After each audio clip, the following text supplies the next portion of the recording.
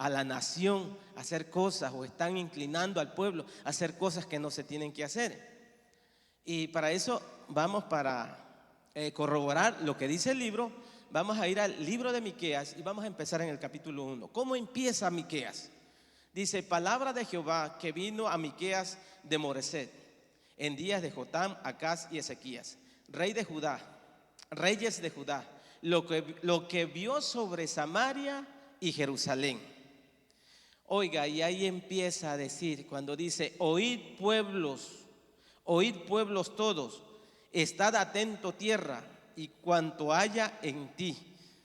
Y Jehová el Señor desde su santo templo sea testigo contra vosotros. Porque he aquí, Jehová sale de su lugar y desciende y hollará las alturas de la tierra, y se derretirán los montes debajo de él, y los valles se hendirán como la cera delante del fuego, como las aguas que corren por un precipicio. Empieza a ilustrar lo que va a pasar cuando Dios intervenga, cuando Dios toma parte de lo que está pasando a nuestro alrededor. Muchas veces pensamos que porque no pasa nada, estoy leyendo otros comentarios de otros profetas que nos va a tocar compartir, y muchas veces el error que cometemos o que nos pasa como gentes, como personas, como comunidad, en la familia, como líderes, como hermanos, como lo quiera poner, es que cuando cometemos pecado y no viene un juicio inmediato, pensamos que no va a pasar nada. ¿Cómo está eso, hermano? Sí. Y yo creo que a muchos nos ha pasado. Hacemos algo indebido y esperamos. No pasa nada. No pasó nada. Sigue uno. Pero como nos comentaba, había un pastor que nos decía muchas veces que Dios lo comparaba con una caña de pescar. Cuando estamos atrapados con el pecado, muchas veces nos deja que se vaya esa línea, y esa línea tú vas ahí amarrado con el pecado, y como no ves que no pasa nada, le das. Pero hay un momento donde el Señor tiene que trancar ese cordel, esa línea, ¡pah!, la para, y es cuando sentimos aquel jalón. Y cuando empieza Él a jalar aquello, cuando empieza Él a dar lo que va a pasar, es cuando pegamos el grito en el cielo. Es cuando, Dios mío, yo era muchos de esos. Más adelante vamos a ver que no es una forma correcta. Dios mío, ¿por qué a mí? ¿Por qué? El por qué. ¿Qué derechos tenemos nosotros de expresarnos de esa forma para con Dios? Mas sin embargo, yo lo hacía. Ahora ya no mucho, pero en mis principios como cristianos ese era mi grito. ¿Por qué, Señor? ¿Por qué a mí? Pero ¿sabes lo hermoso y en vez de terrible que es de hacer esta pregunta? Cuando Dios te dice por esto, tú te quedas hasta frío. Y algunas veces, y más de muchas veces, cuando Dios te dice por esto y te da la razón exacta, no te queda otra cosa más que tirarte en el piso, derramarte en llanto y aceptar y entender que Él es soberano sobre todas las cosas, la creación de la tierra, y entonces uno tiene que seguir adelante. Así le pasa, así le hablaba a la nación de Israel. Yo les doy esa experiencia que me ha pasado. Ahora yo he aprendido, uno va creciendo en los caminos del Señor, y solo le digo: Señor, dame el entendimiento para yo poder asimilar por donde tengo que caminar, por donde tengo que pasar. Pero es un proceso, vamos aprendiendo. Así que aquí empieza a dar el juicio de lo que iba a hacer. Dice Miqueas que le hablaba también a los líderes. En el versículo 2 hay algo, voy solo dando unos principios para que se quede usted interesado. Lea el capítulo en su casa, lea el libro, son 7 capítulos. Es algo hermoso, se puede decir, y algunas veces da hasta miedo, pero un miedo de ese bonito, porque Dios no te deja con ese temor, sino que te abre la puerta para entrar en esa redención, para entrar en esa comunión con Él. Él no nada más te tira al suelo y te deja ahí, no. Él luego te extiende la mano y te levanta para que te acerques a Él. Dice el capítulo 2, versículo 1: hay de los que en sus camas piensan iniquidad y maquinan el mal, y cuando llega la mañana lo ejecutan, porque tienen en su mano el poder. Codician las heredades y las roban, y casas y las toman, oprimen al hombre y a su casa, al hombre y a su heredad. Por tanto, así ha dicho Jehová: he aquí, yo pienso contra esta familia un mal del cual no sacaréis vuestros cuellos ni andaréis erguidos, porque el tiempo será malo. Y el versículo cuarto sigue y sigue algo tremendo. Escuchaba un comentarista que decía que hay de los que afligen a los pobres, de los que se duermen, se van a la casa maquinando mal y se levantan a realizarlo. No es como que se pasó y no, en la noche lo maquinan y al día siguiente lo realizan. Y dice algo interesante: porque tienen el poder para realizarlo, para hacerlo. ¿Quiénes son estas personas que tienen el poder? Las que están en lugares de autoridad, las que tienen esas ventajas. Entonces él está hablando a este grupo de personas, a este grupo de líderes que tienen el poder, que tienen la seguridad, que tienen el respaldo económico. Más que nada eso es. Cuando tú maquinas algo mal y lo puedes hacer, es porque tienes la capacidad o la habilidad o el respaldo de. Miren el capítulo 3, en el capítulo 3 sí vamos a leer un poquito más, porque aquí sí habla directamente a quienes les está diciendo. Capítulo 3, versículo 1, vamos a empezar. Dije: oíd ahora, príncipes de Jacob y jefes de la casa de Israel, ¿no concierne a vosotros saber lo que es justo? ¿A quiénes está hablando? A los príncipes de Jacob y jefes de la casa de Israel, a las personas que están en lugares y posiciones altas. Vosotros que aborrecéis lo bueno y amáis lo malo, que les quitáis su piel y su carne de sobre sus huesos, que coméis asimismo la carne de mi pueblo y les desollas su piel de sobre ellos, y le quebrantáis los huesos y los rompéis como para el caldero y como para carnes en ollas.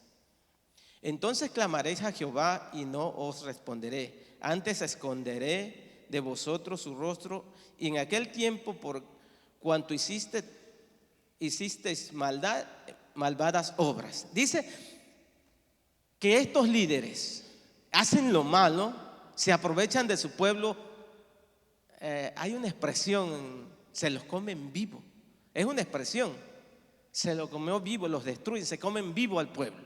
Mas sin embargo acá el profeta, este profeta Miqueas, no lo describe exactamente. Lo desollas, le quitas la piel, le quiebras los huesos como para el caldero, como para carnes prepararla. O sea, él no se iba nada más con algo, sino que lo detallaba. Dice: pero luego me llamaréis, clamaréis a mí y yo no te voy a contestar. Porque muchas veces nos pasa, hacemos lo malo, andamos en lo malo y vamos y queremos pedirle a Dios y que nos saque, que nos ayude, que nos guíe. Somos como, dijera la expresión el pastor que estaba sobre mí hace tiempo, somos como caraduras. ¿Por qué? Porque a pesar de que estamos en eso, queremos, pero dice Dios: no te voy a contestar. Ahí le estaba diciendo que la profecía, que la palabra de Dios iba a parar. Y aunque lo buscaran, que aunque estuvieran ahí, no los iba a atender. Acuérdense que el profeta, se conoce como un profeta de profecía de juicio. Y los primeros 3 capítulos dije que sí, habla de juicio. Y juicio tremendo. Aquí le habló a los jefes, a los príncipes. Vamos a ver en el versículo 5 del capítulo 3, dice: así ha dicho Jehová acerca de los profetas que hacen errar a mi pueblo y claman paz cuando tienen algo que comer, y el que no les da de comer y al que no les da de comer proclaman guerra contra él. Por tanto, de la profecía se os hará noche y oscuridad del adivinar, y sobre los profetas se pondrá el sol y el día y se entenebrecerá sobre ellos. Aquí le está hablando a los profetas. Ya le habló a los jefes, a los príncipes. Ahora le está hablando a los profetas. Cuando yo estudiaba esto, yo decía, wow, qué tremenda, qué sabiduría le dio el Señor a los líderes de este ministerio, de esta iglesia, de cómo manejar sus finanzas. Porque esta es una de las cosas que hace mucho daño en las iglesias. ¿Cómo, hermano? Sí. El pastor, fue el domingo pasado, yo creo que compartió que cada determinado tiempo, fin de mes, principio de mes, no recuerdo, él se reúne con el grupo de líderes, checan las finanzas, pero él dijo algo muy interesante en la forma en que lo hacen. Dice, checamos cifras, no nombres. Les marcamos, les borramos sus nombres. Si usted es uno de los que ofrenda bastante, de los que da, de los que es de dadivoso y todo, va a decir, pero ¿cómo? Yo quiero que aparezca mi nombre ahí, para que vean que yo puedo, que yo estoy. Por eso mismo se hace, mi hermano. ¿Por qué? Porque podemos caer en el peligro o el riesgo de ver su nombre, ver, ay, hermano, tremendo siervo de Dios, y a darle privilegio y a tratarlo como la cuarta persona de la Trinidad. Y es lo que hacían estos profetas. Dice que cuando había comida, le profetizaban. Pero cuando no, hacían guerra, profetizaban guerra en contra de ellos. Me acuerdo de los hijos de Elí, sacerdotes, menospreciaron el sacerdocio. Dice que ellos iban y agarraban antes de que se cociera la carne para el sacrificio, para la ofrenda, lo que fuera. Ellos iban y la tomaban cruda y le decían, momento, vamos a quemar la gordura, las grasas para el Señor. No, dámela o yo te la quito, dámela o te golpeo. Eran irreverentes. Pues en este caso es lo que estaban haciendo los profetas. Profetizaban bonito cuando había cifras, grandes cifras, había que comer, había algo. Y cuando no, profetizaban ¿qué? Guerra, mal. Ok, ¿a quién más? Vamos a ver a quién más les habla.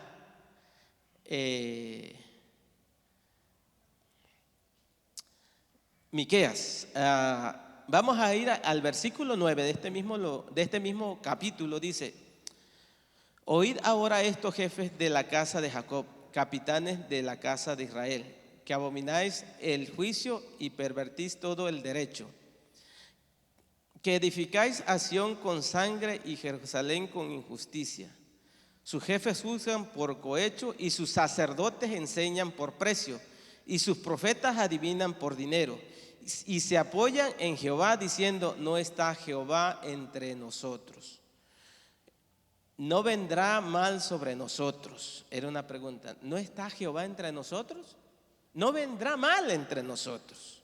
Por tanto, a causa de vosotros, Sión será arada como campo, y Jerusalén vendrá a ser montones de ruinas, y el monte de la casa como cumbres de bosque. Aquí habla de los jefes, los sacerdotes y los profetas, que profetizaban por dinero, por ganancias. Estaba tan mala la situación, que es lo que comentaba yo al principio. No está Dios con nosotros, no va a pasar nada, no vendrá nada, es lo que se decían ellos, hagamos. ¿Quién? Tremendo. El martes, tremenda experiencia que tuvimos con la escuela de maestros y predicadores, una lluvia de mensajes. Y en una de las personas que pasó, alguien dijo, si esto no tiene valor, la resurrección, comamos y bebamos, que moriremos. Y es una expresión bíblica. Y aquí decían estas personas prácticamente lo mismo. No está Jehová, no está Dios con nosotros. Comamos y bebamos, que moriremos. ¿Qué es lo que importa? ¿Sabes? Pero no, Dios estaba mirándolos. Dios les estaba dando la línea, que se fuera, que corriera. Y ya vendría el tiempo donde Él los detendría. Ahora vamos al libro, vamos a la lectura del libro que tenemos. confirmamos que sí le habló a las ciudades, le habló a los gobernantes, le habló a los profetas, le habló a los sacerdotes, a todo este grupo de personas. Él les habló y les habló fuerte, les declaró el error, les declaró lo que estaban haciendo sin ningún titubeo. Dice, sus mensajes eran naturalmente de aplicación, ante todo nacional. Pero en las palabras que hemos seleccionado encontramos una nota individual. Él le hablaba a la nación, él le hablaba a la ciudad, él le hablaba al pueblo. Pero entre su mensaje se encuentra una nota individual, que es la que vamos a estar estudiando. ¿Cuál es esa nota individual? Es Miqueas 6:8. Oh hombre, te ha sido declarado lo que es bueno. ¿Qué pide Jehová de ti? Solamente hacer justicia, amar la misericordia y caminar humildemente ante tu Dios.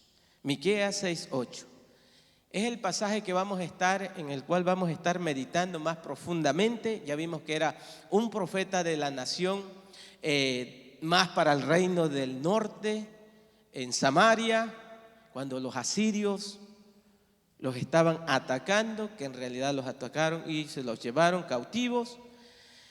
Es cuando él está hablando, era contemporáneo de Isaías. Dice, el texto constituye la respuesta a una pregunta que hallamos en los 2 versículos precedentes. Dice, es la pregunta de un alma que se encuentra en grave tribulación moral y espiritual, que evidentemente había pasado bajo la influencia de la enseñanza profética. Era consciente de su pecado y se daba cuenta de la nota personal de responsabilidad. Él era profeta, él estaba hablando de parte de Dios, pero él sabía que el juicio venía. Dios se lo estaba revelando, Dios se lo estaba declarando a él, y él sabía que no era un juego, él sabía que no era cualquier cosa, él sabía que eso iba a llegar, que eso iba a pasar. Entonces, por eso hace esa expresión. Dice la pregunta que viene abajo de ese párrafo: ¿con qué me presentaré ante Jehová y adoraré al Dios Altísimo? Imagínense esa situación en la que se encuentra Miqueas al ver la situación, al escuchar la palabra, los juicios de Dios. Y él le nace esta pregunta: ¿con qué? ¿Qué puedo hacer? ¿Qué tengo que hacer, Señor? ¿Con qué me presento delante de ti? ¿Qué es lo que quieres que yo haga? Lo sorprendente no es tanto la pregunta, sino la respuesta que Dios le da. Porque muchas veces nosotros nos hacemos esas clases de preguntas. ¿Qué puedo hacer, Señor? ¿Qué quieres que yo haga? ¿Cuántos no nos hemos hecho esa pregunta? Yo era uno de esos. Señor, ¿qué quieres que yo haga? Y no me contestaba. Pero luego me venía el pastor y me decía: Miguel, da la bienvenida. No, pastor, a mí me da mucho miedo, me da mucho nervio. Ok, para la próxima sí lo das. Señor, ¿qué quieres que yo haga?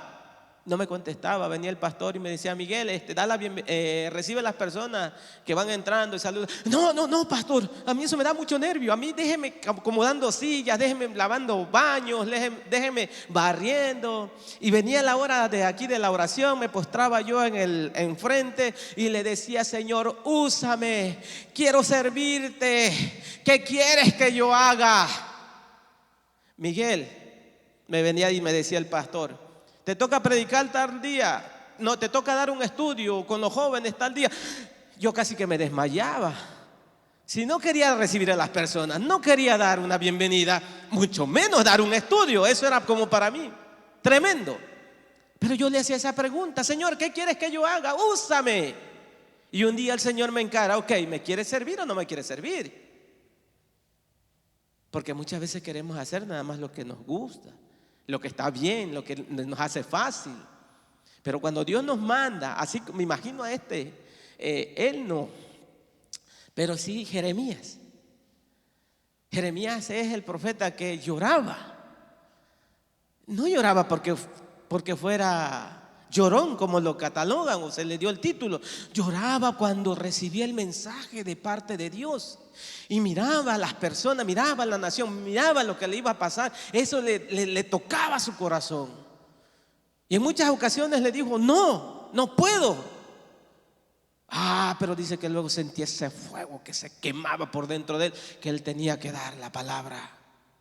Y muchas veces nos pasa, y muchas veces Dios nos escucha, nos responde. ¿Y qué es lo que tenemos que hacer? Obedecerle. No estoy preparado. No, sí, si te estoy poniendo es porque estás preparado. Solo tienes que practicar. Solo tienes que ponerte en marcha. Solo tienes que caminar. Ya tienes lo esencial, ya tienes lo más grande. Me tienes a mí en tu corazón, que es lo que te prepara, lo que te capacita, lo que te da la habilidad para encarar cualquier misión que yo ponga en tus manos. Es lo que dice Dios. No el curso, no acá, no allá. Es Dios, ¿en dónde? En tu corazón. Es lo que te hace diferente. Es lo que me hacía diferente. Es lo que yo no entendía. ¿Por qué me mandaban aquí? ¿Por qué me mandaban allá? ¿Y por qué me mandaban a todos? ¿Por qué me ponen acá? Esa era mi pregunta más grande. ¿Y yo por qué, Señor? No me preguntes por qué, tú solo obedéceme. Y es una palabra para todos los que están con ese deseo de servir al Señor, de encarar, de aprender. No te detengas, no te pares. Escucha la voz del Señor y camina hacia adelante, que Él te respalda. Tremendas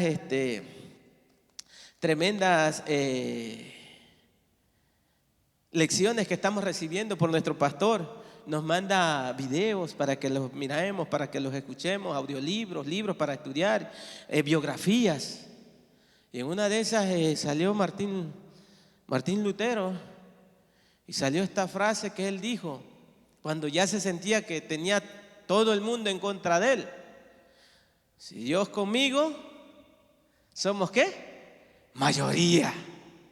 Y es lo que tenemos que entender. Si Dios está contigo, tú eres mayoría. No importa que tengas el mundo en contra. Si Dios está contigo, tú eres mayoría. Tú eres grande, tú eres especial. Pero tiene que estar ¿qué? Dios en tu corazón. Así que él le hacía esa pregunta: ¿con qué me presentaré delante de Jehová? Además, sigamos leyendo el libro. Además, el que pregunta sugiere varias maneras posibles de acercarse a Dios, ¿no? Siempre consideramos: uy, si hago esto, uy, si hago aquello, o si voy para acá, voy para allá, estudio esto, estudio aquello, y tenemos un montón de opciones. Así igual que hizo la pregunta. Dice: ¿me presentaré ante Él con holocaustos, con becerros de un año? ¿Se agradará Jehová de millares de carneros o de 10,000 ríos de aceites? No sé. Yo en veces le digo: Señor, ¿cómo voy contigo? ¿Cómo me presento delante de ti? Nunca he llegado a ese nivel, con tantos becerros de un año, con tantos carneros, con 10,000 ríos de aceite. O sea, tenía con qué. El que le propuso, con qué te voy a agradar, con qué tú me mirarás contento, con agrado. ¿Qué haré? ¿Qué llevaré? ¿Qué te pondré delante de ti? Y más adelante todavía hay otro. Entonces, hundiéndose a la cima profunda de la oscuridad del alma del hombre, exclama: ¿daré mi primogénito por mi prevaricación, el fruto de mis entrañas por el pecado de mi alma? Le pregunta. ¿Qué significa esta pregunta? Le daré el fruto de mis entrañas. ¿Mi qué? ¿Mi primogénito? Ok, Señor, ¿te doy becerros de un año? No. ¿Te doy carneros, tantos carneros? No. ¿10,000 ríos de aceite? No, tampoco. ¿Qué tal si te sacrifico en honor de tu nombre a mi hijo? Lo mato y te lo entrego. Es lo que está diciendo acá. No es como que lo va a traer aquí a lo que hacemos. No es como, no le está diciendo: te lo voy a presentar y te lo voy a entregar para que sea tuyo. No. Aquí estamos hablando de que este hombre le dice: ¿quieres que te sacrifique en un ritual a mi primogénito, Señor? Y me imagino que así se quedó en silencio todo. ¿Por qué se usaba esa expresión acá? Porque en esos tiempos era muy común que los falsos dioses, por ejemplo Moloch, lo adoraban con sacrificios humanos, con sus niños. Los quemaban delante de él. En la estatua de Moloc los ponían en sus manos cuando esa estatua estaba ardiendo en fuego. Ahí los quemaban, ahí los sacrificaban. Y eso era muy usual en ese tiempo. Y eso es lo que le dice este hombre: Señor, ¿te entregaré mi primogénito? Y eso, ¿cómo lo tomaría Dios? ¿O cómo lo tomaríamos nosotros los cristianos? Porque hasta cierto punto tiene sentido.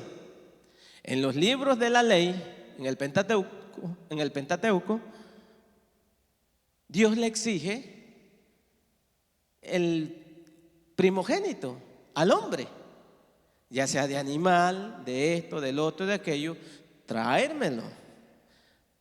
Dice, pero lo tienes que redimir. No lo quería de sacrificio, sino que se lo postraras delante de él, que se lo entregaras, pero que lo redimieras. Y escuchaba el comentarista en este punto que decía que de ciertos animales inmundos no los acepta Dios, sino que lo tienes que redimir. Y el ser humano es uno de esos seres o creación de Dios inmunda. Somos inmundos. ¿Por qué? Porque hemos nacido en el pecado. Dice que hemos nacido en Adán. Hemos nacido en la naturaleza pecaminosa de Adán. Por eso se decía que la mujer, después de dar a luz a un niño, quedaba inmunda por cierto tiempo, porque había traído al mundo un ser inmundo. Somos inmundos. Entonces, tenía que redimirse. ¿Y cómo nos redimimos? ¿A través de quién? ¿O a través de qué? A través de Cristo Jesús. Él pagó el precio. Ese es el precio que Él solo pudo pagar, ese precio que exige el Señor para la redención de su pueblo. Por eso este libro no es solo de juicio, sino también de redención. Te muestra en la forma en la que puede ser redimido. Dice el Señor, no lo puedo aceptar, no es para mí. Hasta que tenga una edad, hasta que llegue un punto donde Él acepte al Señor Jesucristo como Salvador de su vida, entonces es parte mío, es parte de mi familia. ¿Qué es lo que hemos hecho cada uno de los que estamos acá? Hemos abierto nuestro corazón para aceptar ¿a quién? A Cristo Jesús. Y a los que creyeron les dio ¿qué? Potestad de ser llamados hijos de Dios. Entonces eso es lo que le agrada a Dios, no lo que le pide este hombre. Este hombre estaba pidiéndole, ofreciéndole a su hijo en sacrificio. Vamos a ver qué dice más adelante. Si miramos un poco más atrás en la narración, encontramos que esta pregunta era el resultado de un ruego que Dios presentaba a su nación. Por eso les recomiendo que lean el capítulo 6 también, es donde estamos, donde está este versículo 6:8, y este versículo se encuentra, que vamos a leer aquí en Miqueas 6:3. Pueblo mío, ¿qué he hecho o en qué te he molestado? Responde contra mí, porque hoy te hice subir de la tierra de Egipto y te redimí de la casa de servidumbre y envié delante de ti a Moisés, a Aarón y a María. Es Miqueas 6:3. Dios le dice, respóndeme, ¿qué he hecho? ¿Qué te hice? ¿Por qué esa actitud? ¿Por qué estás así?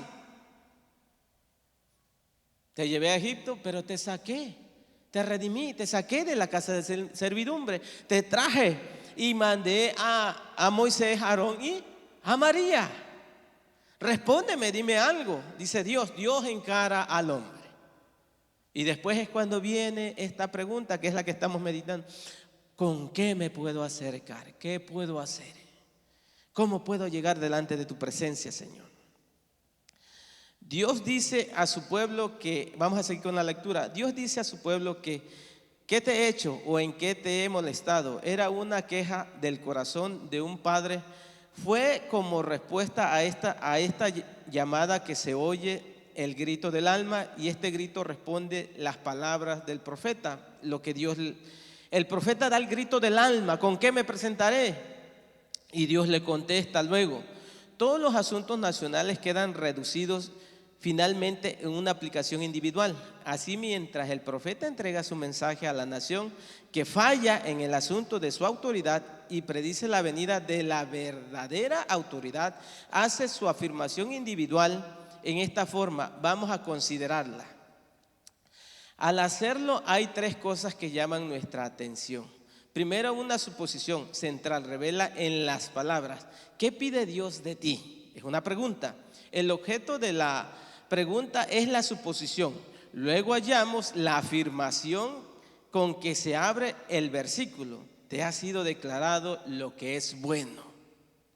Es el versículo que estamos leyendo desde el principio. Oh hombre, se te ha declarado lo que es, ¿qué? Bueno. Entonces aquí empezamos. Esa es la expresión. La declaración de que Dios nos ha dejado, que Dios no ha dejado al hombre sin revelación en cuanto a sus requerimientos. Finalmente, todo el texto revela que es lo que pide, lo que Dios pide, y esto es una interpretación de la bondad. Dice: lo que pide es hacer justicia, amar la misericordia y caminar humildemente delante de Dios. De modo que el mensaje profético se distribuye de un modo natural y simple, y sigamos estas líneas. Tres cosas le pide Dios: que hagamos ¿qué? Justicia, que hagamos justicia, que amemos misericordia y que caminemos humildemente delante ¿de quién? Del Señor. No le aceptó todo lo que Él le ofreció. Esto es lo que Dios pidió. Ahora, vamos a seguir estudiando cómo podemos llegar, o cómo podemos entender, cómo podemos hacer eso, cómo lo podemos lograr. No sé si usted ya está ahí meditando o está pensando: ¿cómo puedo hacer justicia? ¿Cómo puedo amar la misericordia? ¿Y cómo puedo caminar humildemente delante de Dios? No sé, pero aquí el libro nos puede aconsejar cómo llegar a hacerlo. Primero veamos la gran suposición. La nota individual es muy fuerte. Oh hombre, en tu soledad, la soledad de tu propia personalidad, cerrándote a todos los demás, la pregunta es: ¿qué requiere Dios? Y además, ¿qué requiere de ti tu Dios? ¿Hay en realidad algo de infinito consuelo y fuerza en este hecho hecho de trato personal? Si Dios requiere algo de un hombre, Dios es el Dios de este hombre.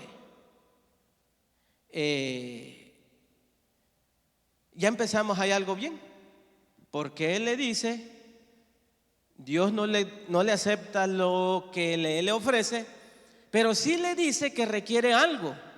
Y si requiere algo Dios de ese hombre, entonces quiere decir que Dios es el Dios de ese hombre. Ya es algo a nuestro favor, y es algo que Él nos tomó en cuenta, que Él nos miró, que estamos cerca de Él, que Él escuchó.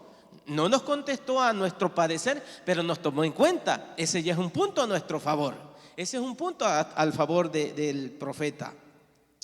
Dice: pensemos en la justicia de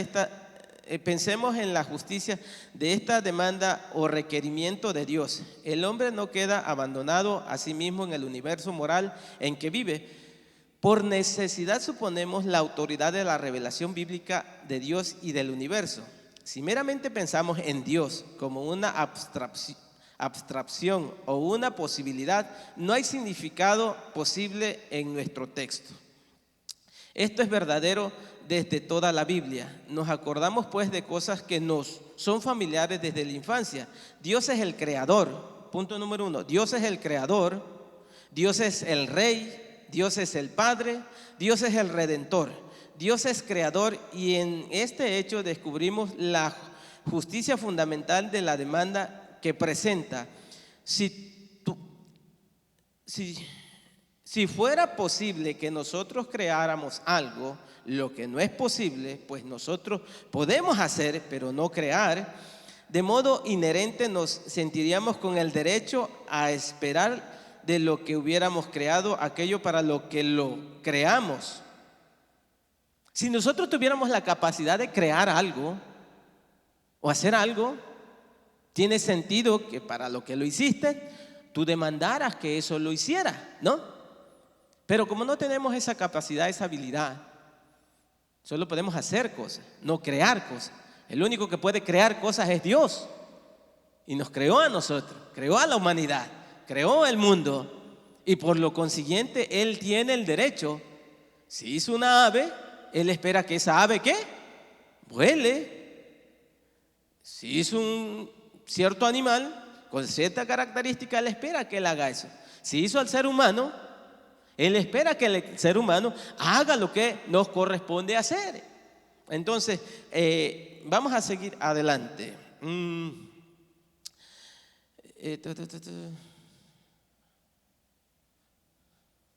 Pablo expresa todo esto citando, por cierto, del Antiguo Testamento en un lenguaje claro. Es lo que decía yo al principio.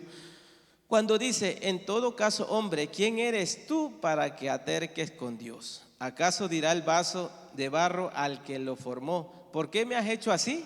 Romanos 9:20. Es lo que yo decía al principio de mis caminos. Yo siempre usaba esa expresión, Señor, ¿por qué? ¿Por qué? ¿Por qué? ¿Por qué? En algunas ocasiones se me sale, la hago, pero después rectifico, le digo, Señor, dame el entendimiento, ayúdame. El otro día estábamos en un estudio allá y compartí varias respuestas de mis por qué, que Dios me contestó. Estuvo en su inmensa misericordia, me contestaba, muchas veces me levantaba, muchas veces la mayoría de las veces me levantó con lágrimas, pero me levantó con asustado y con pero me levantó. Él es lo que hace Dios.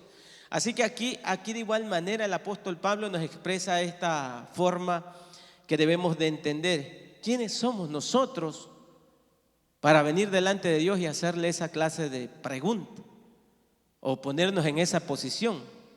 Y yo muchas veces lo hice. En una ocasión recuerdo que fui directamente, Señor, ¿por qué a mí? ¿Por qué me tocó pasar esto? Y son preguntas fuertes.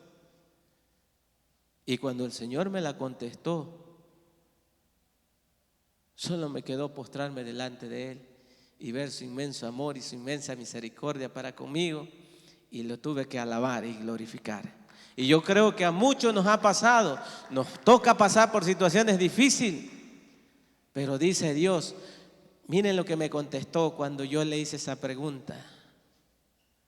Me dice, porque yo sé que dentro de ti yo puse la capacidad, la habilidad, la fuerza y el poder para soportar todo lo que te estoy poniendo. Yo no te voy a poner carga que tú no puedas llevar.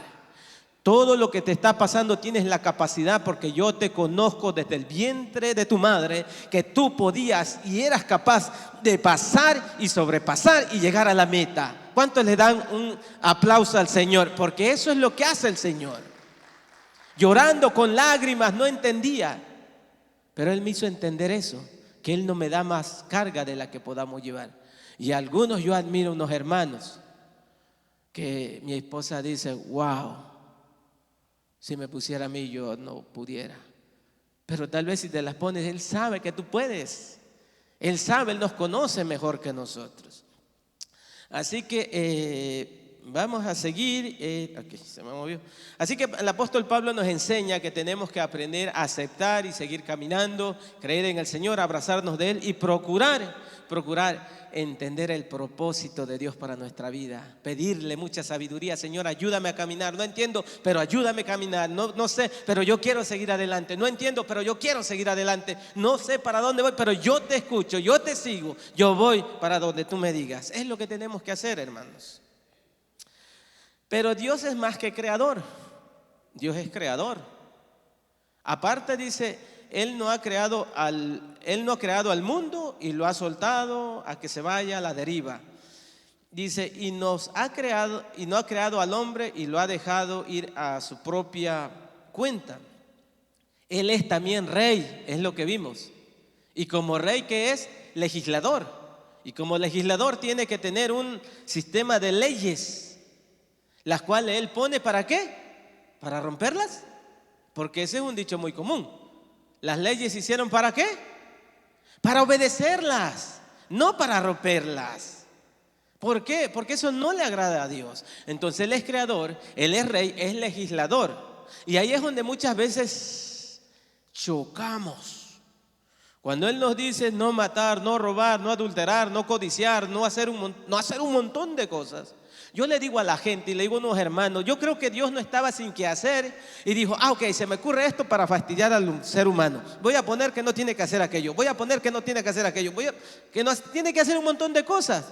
Y dijéramos por ahí los que andamos muchas veces rebeldes, entonces ¿qué chiste tiene si no puedo hacer todo eso? No, si no haces eso te va a ir mejor. Es lo que tenemos que entender. Dios lo puso ahí para que lo respetemos y para que recibamos bendición y para que estemos en comunión con Él y para que andemos mejor, para que alcancemos la meta, para que tengamos gozo, alegría, paz. Para que se vean los frutos o el fruto del Espíritu Santo en nuestra vida. Para eso los puso. Entonces como legislador, Él tiene el derecho de poner esas leyes. Pero no solo es rey. No es solo creador, no es solo legislador, sino también es padre. Y como padre las cosas se ponen difíciles muchas veces, ¿no? Hay un versículo en el libro, aquí el capítulo es capítulo 2, versículo 3. Miren, si están ahí cerca, regresen y vamos a leerlo. Capítulo 2, versículo 3. Por tanto, así ha dicho Jehová: he aquí yo pienso contra esta familia un mal, del cual no sacaréis vuestro cuello ni andaréis erguido, porque el tiempo será malo. Yo pienso contra esta familia que Dios está diciendo. Él piensa contra esta familia un mal. ¿Eso qué quiere decir? ¿Que Dios va a dedicarse a hacer lo malo? Decía el comentarista, sí y no. ¿Cómo? Sí y no, porque Él dice que va a permitir hacer o que venga un mal a esta familia y que los tiempos serán ¿qué? Malos. Pero estamos viendo la posición de padre de Dios, de Jehová, porque Él es creador, legislador y padre. Entonces cuando viene la categoría de padre, Él dice, yo voy a permitir que pase este mal o que venga este mal, yo te lo voy a mandar porque yo soy tu padre. ¿Y cómo somos los padres o cómo son los padres? Los padres son buenos, ¿verdad? Son buenos para todo el mundo, excepto ¿para quién? Para los hijos. ¿Qué es lo que dicen los hijos? ¿Por qué me tocó este padre tan malo? ¿Y será que es malo? Según el criterio del hijo, sí. Pero ¿qué tal el criterio del padre? ¿Verdad que no? Porque hace muchas veces el padre cosas que le va a molestar al hijo. ¿Qué es lo que decimos los padres? Decimos, ya me cuento. ¿Es por qué? Es por tu bien. No, es la expresión que usamos. Y en realidad es lo que Dios hace. En la perspectiva del ser humano, en realidad sí, Dios va a hacer algo malo para contra de nosotros. Es como los hijos. ¿Por qué eres tan malo, papá? ¿Por qué me castigas? ¿Por qué no me das la libertad? ¿Por qué me quitas el teléfono? ¿Por qué no puedo andar? ¿Por qué no puedo hacer? Estamos siendo malos. En nuestra posición, para con Dios, Él está siendo malo, porque está permitiendo que pasen estas cosas, estas tragedias, estas situaciones. Pero en su perspectiva de padre, Él dice, no estoy haciendo mal, estoy haciéndolo por tu bien, para que te enderezcas, para que agarres el camino, para que seas mejor, para que des fruto, para que estés cerca de mí y para que el día de mañana seas grande en mis caminos, seas hermoso, seas precioso, seas un tesoro hermoso en mi caminar. Esa es la posición de padre. Ya entonces nos cae el 20 que muchas veces ¿por qué Dios permite cosas que no nos agradan? Porque somos sus hijos, ¿verdad? Porque dice que al que ama, ¿qué? Reprende. Porque al que no es hijo, ¿es qué? Es bastardo. Pero a nosotros nos ama, nos jala las riendas. Ok, vimos que es creador, que es legislador, que es padre. Pero vemos también que es redentor. Él te redime, Él te ayuda, Él te da la salida, Él te levanta. Dice el siguiente párrafo donde íbamos a mitad de la página 58, y con todo hay que decir algo más. Él es más que creador, más que rey, más que padre, Él es redentor. El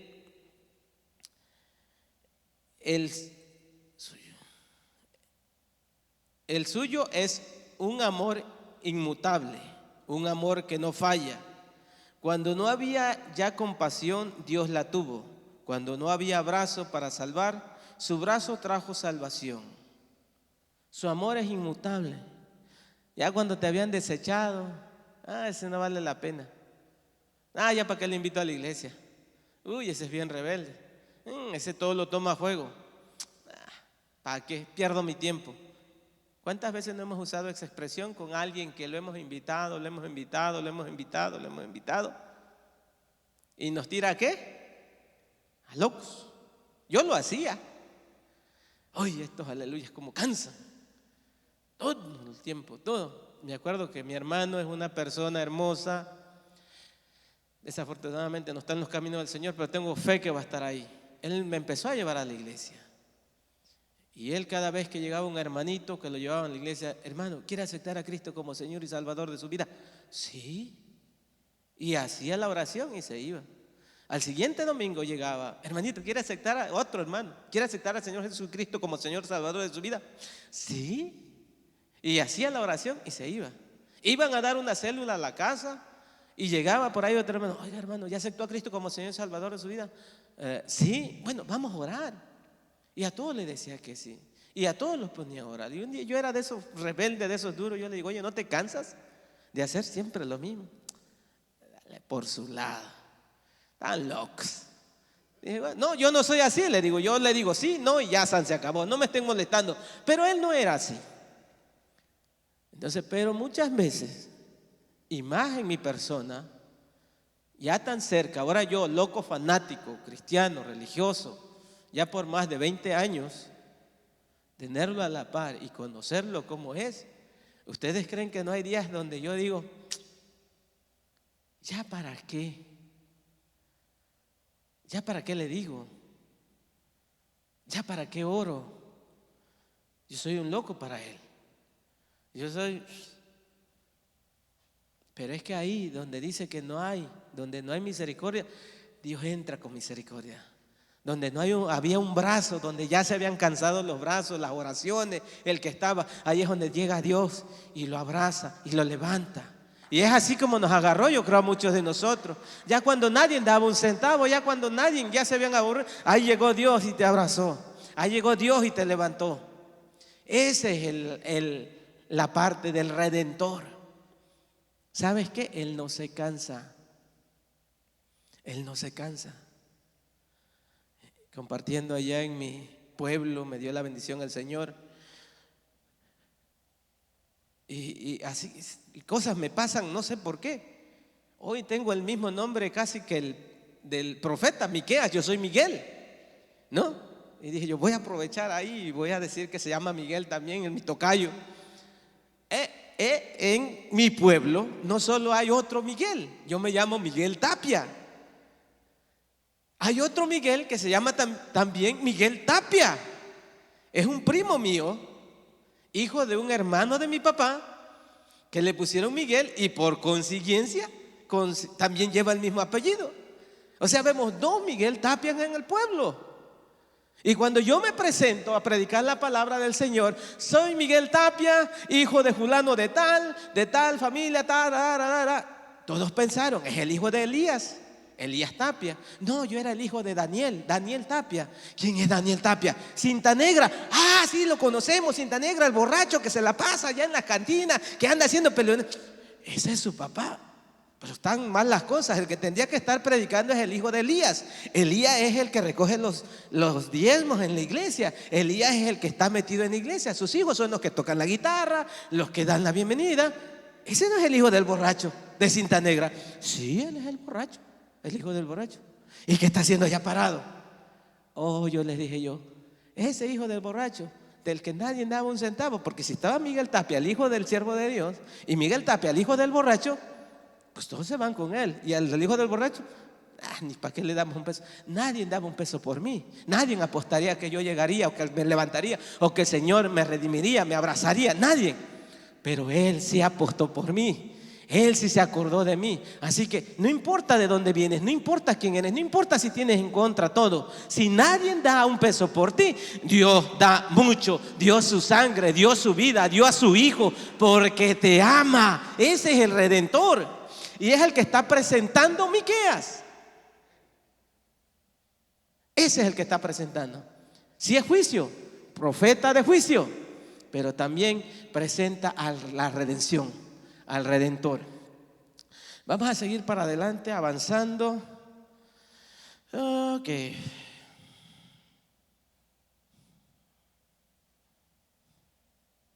Vamos a seguir leyendo y luego vamos a pasar a la siguiente página para a avanzarle más pronto. Cuando se reconocen estos hechos, todos ellos hacen énfasis en el hecho en el que tiene derecho a requerir. Su creación es razonable y con propósito.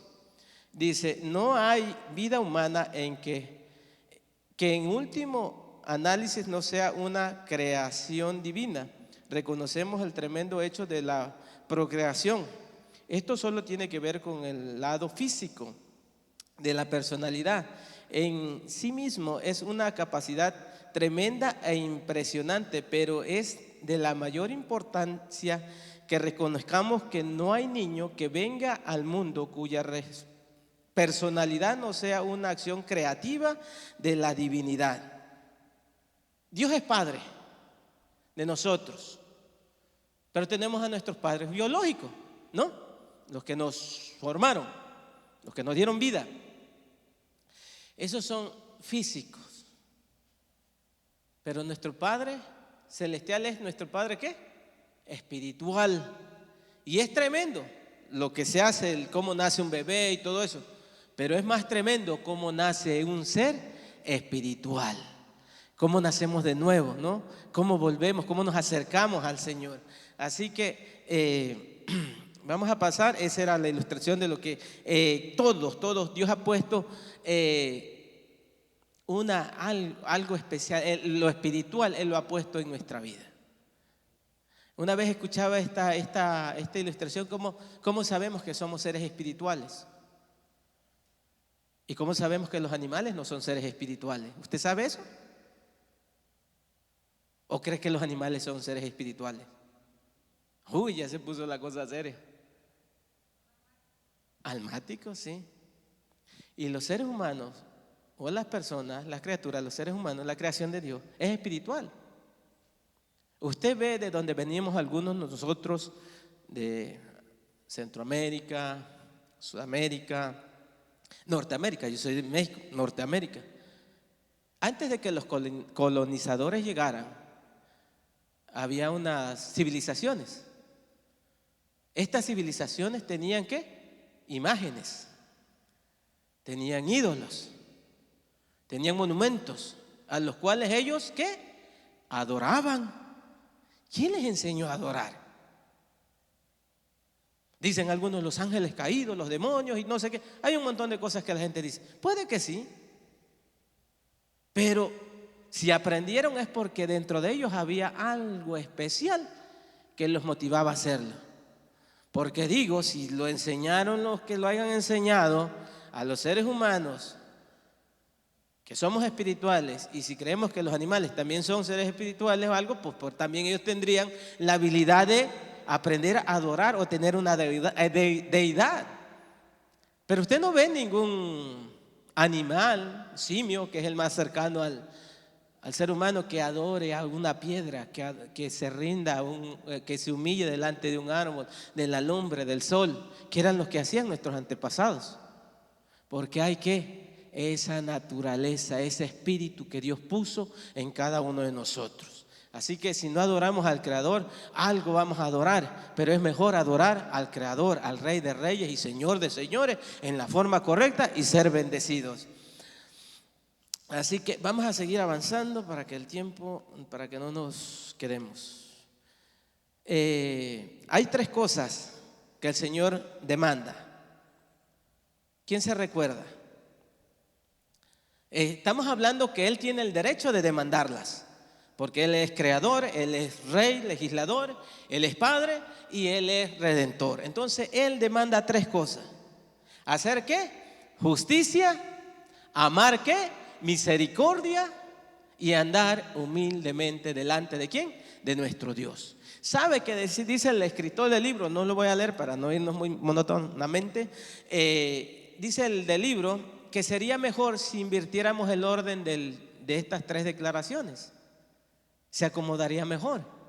Si andamos humildemente, humillados delante de nuestro Señor, podemos hacer justicia y amar la misericordia, ¿no? Porque primero te acercas a Dios, Dios te capacita, te prepara y luego tú puedes hacer justicia. Y luego tú puedes amar la misericordia. Hacer justicia, ¿qué es hacer justicia? Uy, esto se puso ahí tremendo. ¿Qué es hacer justicia? ¿Ser justos? Pero para eso tú tienes que tener una ley, una regla infalible que te guíe cómo determinar, cómo declarar tu juicio. Es lo que hacemos cada vez que nosotros decidimos hacer algo, para con alguien o en cualquier situación. Si tú tienes una buena ley, una buena base, tú vas a tener lo necesario para hacer una justicia correcta, una justicia que le agrada a Dios. Pero para eso tienes que tener buena ley, buen mandamiento, buenos argumentos para ponerlos, para tomar. Porque si no, creemos o andamos. Una vez me comentaba un hermano, ¿por qué Dios esto, otro? Hay tribus que hacen esto y esto otro, y son personas buenas, me dijo, y son muy buenas. Dijo, y le dije yo, ¿bajo el criterio de quién o de qué? ¿Cómo usted califica como personas buenas a estas tribus o a estas gentes o a estos lugares? ¿Bajo qué criterio? ¿Bajo el criterio del mundo? Son santos, porque muchas veces están apartados de la civilización, apartados de un montón de cosas que se hacen. Pero eso no dice que sea, no exactamente es correcto decir que son personas buenas. Hacen un montón de cosas por tradiciones, porque que ellos creen, que ellos viven, que no le agradan a Dios. Pero las personas que no tienen la palabra de Dios no saben. Yo no crecí con la palabra de Dios. A los 25 años conocí la palabra de Dios. Y yo, para mí, un montón de cosas que yo hacía no eran malas. Pero cuando vine a la palabra de Dios dije, ¿qué pasó aquí? Esto es malo, esto es malo, esto es malo, esto es malo. Un montón de cosas. ¿Y sabe cuáles son las más difíciles? Las que algunas veces yo todavía considero que no son malas. Pero por eso debemos de escudriñar la palabra, por eso debemos de meditar en la palabra, y ella te va mostrando y te va quitando, te va limpiando. Eso es hacer justicia, una justicia buena. Amar misericordia. ¿Qué es amar misericordia? Puedes hacer misericordia, pero no es lo mismo que amar misericordia. Hacer misericordia, puedes hacer actos de caridad. Te compadeces de alguien, ayudas a una organización y todo, pero no pasa de eso, de esa emoción. Cuando tú amas la misericordia, es cuando tú estás alineado con la voluntad del Padre. Amas misericordia, el Señor ama a la creación, siente misericordia. No es nada más hacerlo porque lo tienes que hacer, porque te nace, porque tienes una emoción, sino que tú amas vivir, hacer aquello. Eso es amar. La misericordia es muy diferente que hacer misericordia. Andar en humildad delante de Dios. Eso es bien difícil. Y muchas veces creemos o pensamos que somos los más humildes del mundo. Pero solamente examinándonos bajo la luz de la palabra es que podemos caminar y andar. Decía un pastor cuando estábamos en el instituto estudiando, algunos hermanos, decía, yo no concibo la idea de un siervo de Dios que sea orgulloso, pedante, arrogante y que crea que sirve a Dios o que Dios está con él. No concibo esa idea. Dice, porque nosotros somos pecadores, estamos sucios, manchados por el pecado, somos redimidos y lavados por la sangre de Cristo, pero todavía no tenemos el cuerpo santificado, perfecto, limpio, agradable para Dios. Todavía estamos en este cuerpo de carne que nos llama, que nos hace que nos enludemos, que nos hace que hagamos cosas. Y estamos en este mundo. Dice, pero cuando tú estás cerca de Dios y tú caminas hacia la luz, esta es negra, pero ya si camino ya le veo más los colores. Si me tomé un café y me cayó una mancha aquí, desde allá no la veo. Oh, pero si yo me acerco, ay, ya se me mancha, ay, mi camisita nueva, ya se me mancha, mira qué manchota tengo. Y entre más camino, más veo la mancha. Así es la mancha del pecado. Por eso no se concibe que como siervo de Dios andemos con ese orgullo, con ese modo pedante de sentirnos la cuarta persona de la Trinidad. No va para con Dios, porque entre más nos acercamos a Dios, se supone que vemos nuestra condición sucia y que anhelamos y necesitamos acercarnos más a Él para limpiarnos. Eso es andar con humildad, entender y saber que entre más nos acercamos a Dios, más necesitamos de Él. Más necesitamos de su ayuda para limpiarnos, más vemos nuestra imperfección, más miramos lo que nos hace falta. Vamos a avanzar.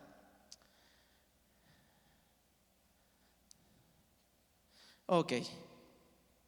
Vamos a ir a la página 62 para los que tienen el libro. Y para los que no, pues nos siguen. Vamos a ir al párrafo de en medio. Vamos a ir cerrando este estudio. Ya hemos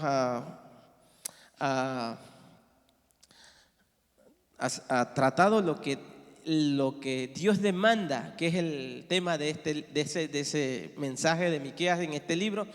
¿Qué es lo que Dios quiere? ¿Qué es lo que Dios demanda para nosotros como siervos? Que hagamos justicia, que amemos misericordia y que andemos humildemente delante de Él. 3 cosas fáciles, sencillas, pero cómo cuesta cuando nos ponemos en las manos del Señor. Cuando ponemos la vida a prueba de esta gran declaración, sin duda nos inclinamos a exclamar: ¿quién se basta para estas cosas? Es este sentimiento de insuficiencia que hace exclamar: ¿cómo me presentaré delante de Jehová? Y la respuesta viene enseguida: andando en humildad delante de Dios. Él ama la misericordia y obra en justicia. Cuando andamos delante de Él de modo sumiso, también amaremos la misericordia y haremos la justicia. Terminamos esta meditación sobre el mensaje de Miqueas recordando que no encontramos revelado ningún evangelio en esto. Pongan atención.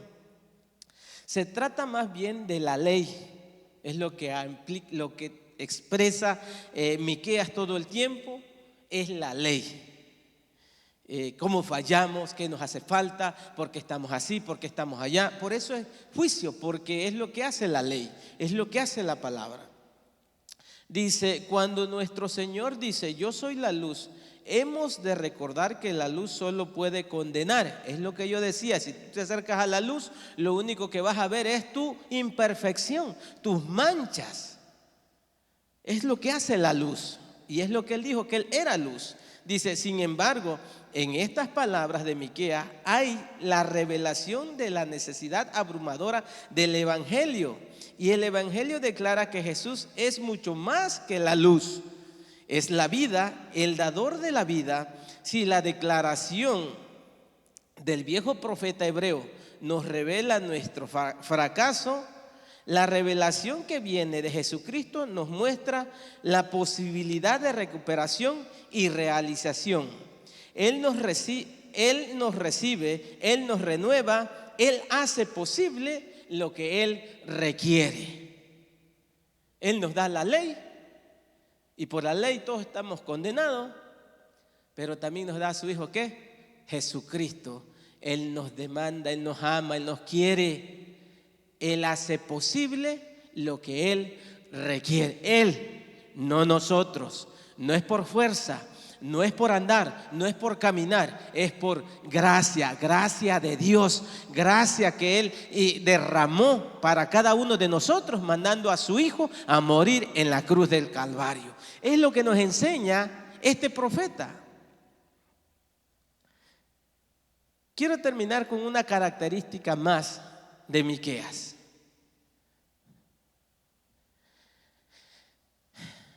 Dice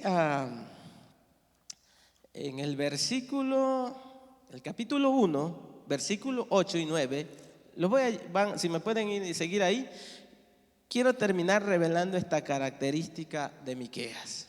Una de las muchas que hemos mencionado. En el versículo 8 dice: por esto lamentaré y aullaré y andaré despojado y desnudo, haré aullido como de chacales y lamento como de avestruces.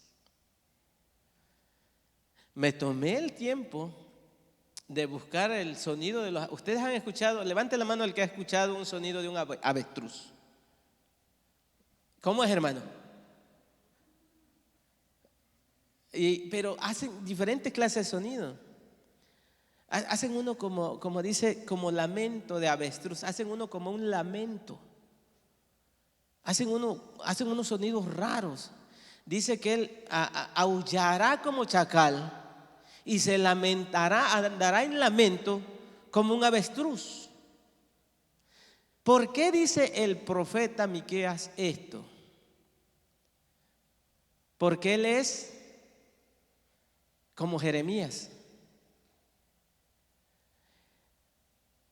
¿Cómo era Jeremías? Era llorón. Miqueas también es un sensible, delicado, una persona que se duele al escuchar el mensaje de parte de Dios para sus hermanos, para su pueblo, para su gente. Dios manda palabra dura con gente blanda, con gente sensible, con gente que se quebranta, con gente que llora.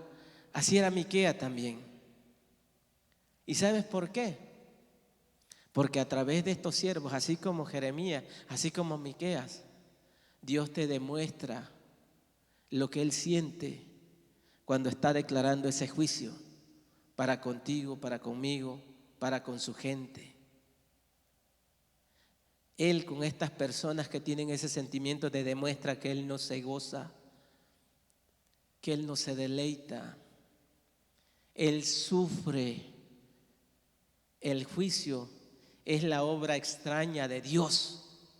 ¿Por qué? Porque a Él no le gusta hacerla. Si por Él quisiera, Él no la hiciera.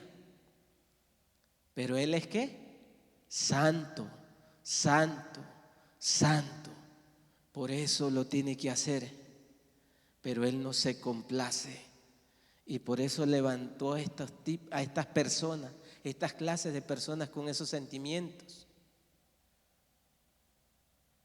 Para que entendamos en el lugar en el que se encuentra Dios. Cierro con esto. Un día llorando delante de Dios, le dije: Señor, mírame cómo estoy, cómo ando. Tú sabes cuántos días te he llorado, cuántas tardes me he postrado delante de ti.